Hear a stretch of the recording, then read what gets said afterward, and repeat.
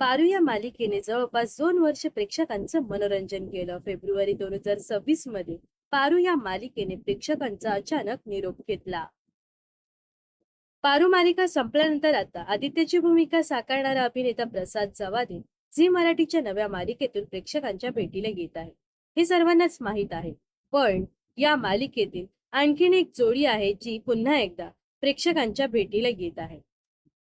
ही जोडी म्हणजेच पारूचे ऑनस्क्रीन सासू सासरे. ही भूमिका मुग्धा कर्णिक आणि विजय पटवर्धन यांनी साकारली होती.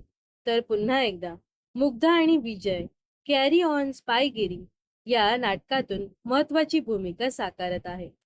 विजय पटवर्धन यांनी पोस्ट शेअर करत याबद्दल सांगितलं. अभिनेते म्हणाले, नमस्कार मंडळ.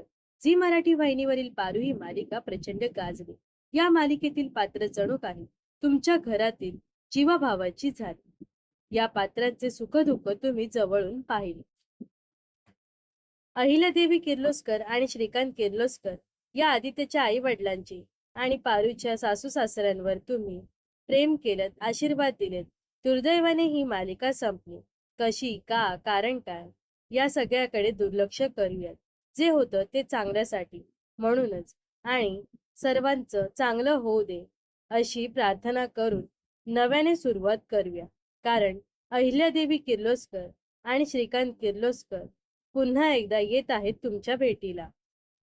तर अहिल्या आणि श्रीकांत कॅरी ऑन स्पायगिरी या नाटकातून प्रेक्षकांच्या भेटीला येणार आहे.